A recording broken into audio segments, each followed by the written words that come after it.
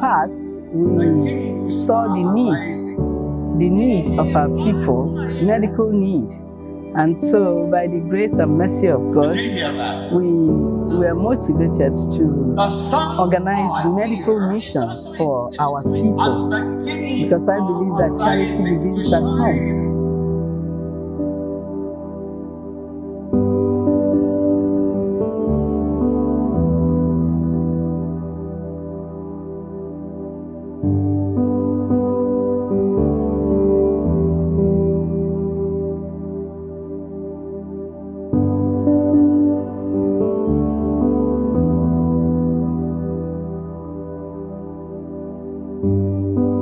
I came to this conference because the Lord really wanted me to be here.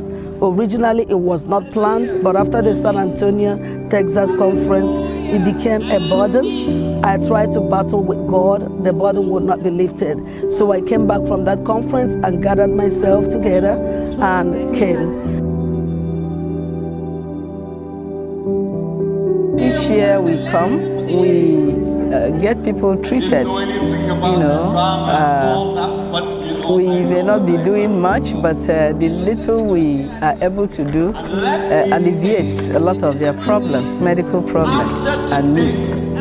Okay, so and every year things continue to get better and better, better organized. The medical team did a medical mission whereby a lot of us that came from different countries helped out with the ones we have on the ground on average here with the nurses and the doctors in order to give medications and take care of the ones that we are presented with different types of diseases.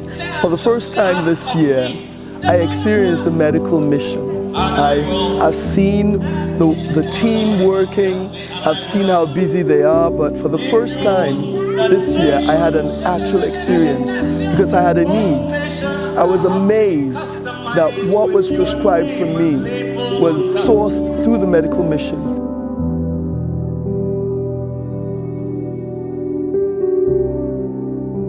The teams encompass the nurses from the area and medical team members that came, and of course the doctors. And we do have the pharmacist on board and the eye doctor on board that cover the eye clinic for us. And again, this time is a little different because of COVID, so we actually did it in a smaller scale than we usually do it. But in all the same, we encountered more people than we anticipated to encounter. So there is truly a need in this environment, and we're praying that we will be able to continue to meet the need, and we'll get the resources to move forward with getting the medical center built as well. We saw so many different cases. People with different types of diseases, and we are taken care of, that we are seen by the doctor, their medications we are dispensed. The very first day we come in on ground is when we start working, coming in the clinic, seeing clients, making sure that everything is running smoothly. And we bring a lot of medication from abroad just to make sure that we have everything that we need. We are taking care of the conferees that are having health challenges. We are taking some of them, the ones we cannot manage, we take them to hospital. We had one critical case that we had to transfer to New Mile 1 hospital because it was an obstruction.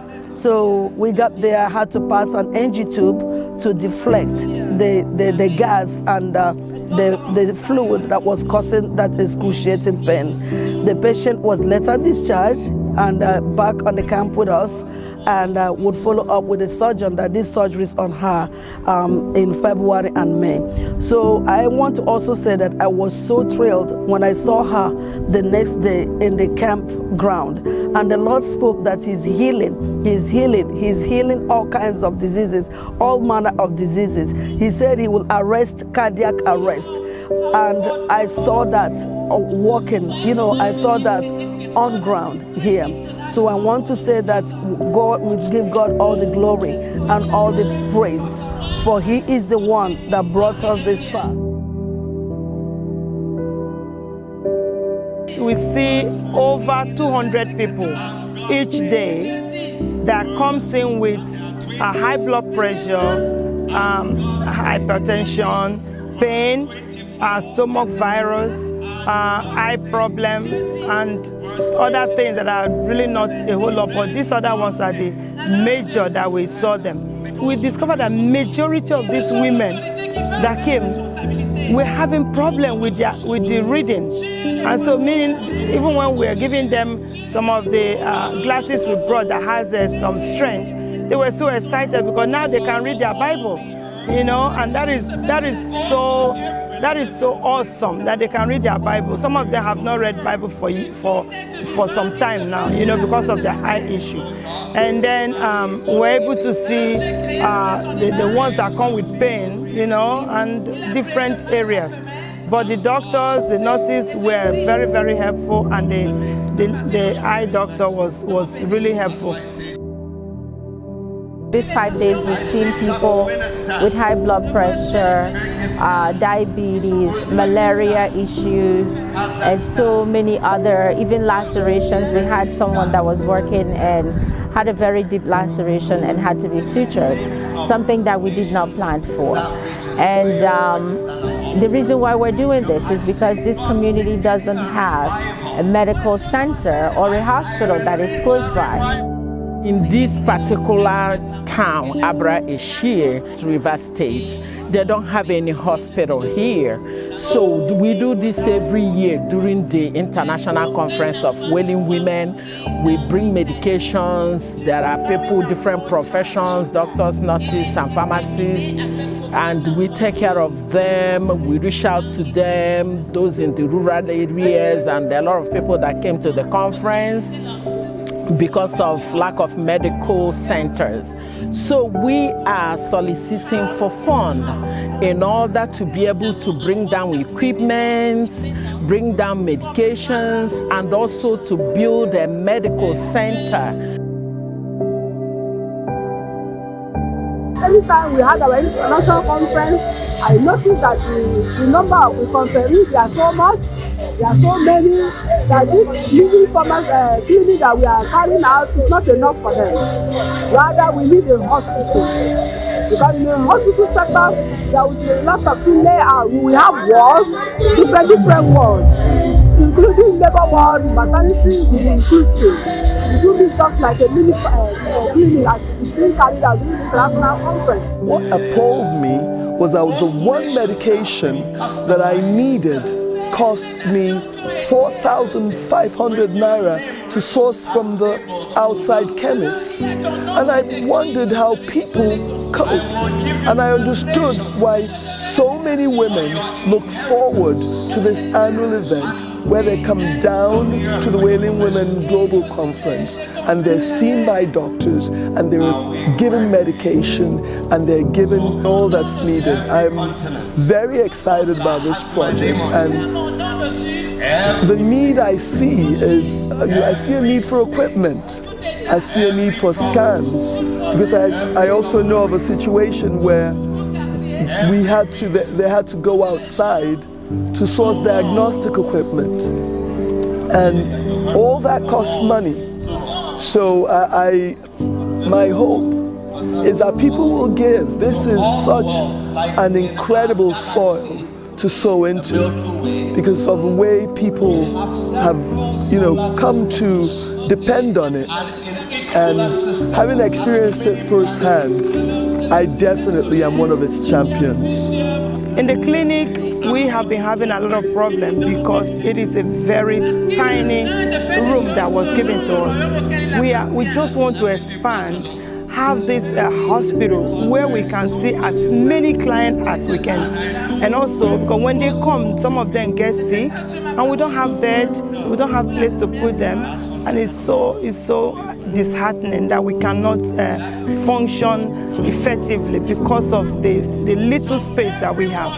So we really need to have a space where we can store the medication that we are not able to finish. If we don't finish those medications, we have a place to store them so that next year we know how many, and then it will help us to continue the work. If we have a clinic or a center, I think it will help us more.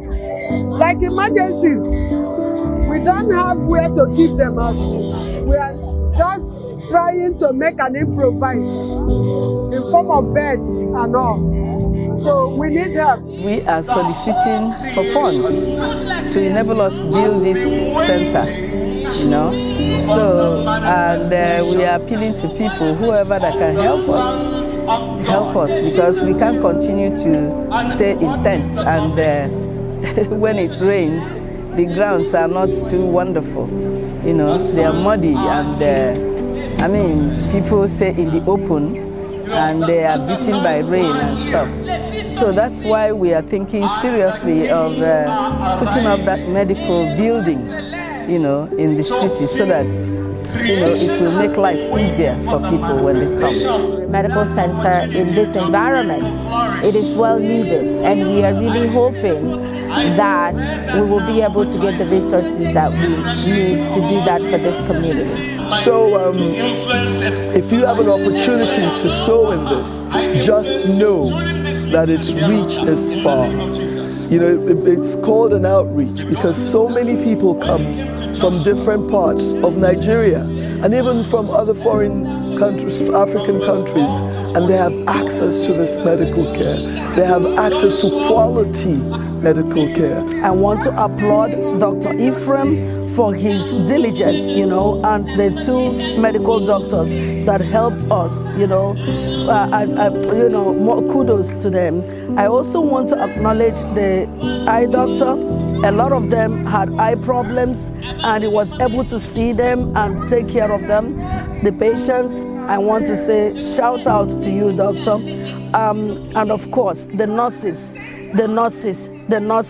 they worked tirelessly.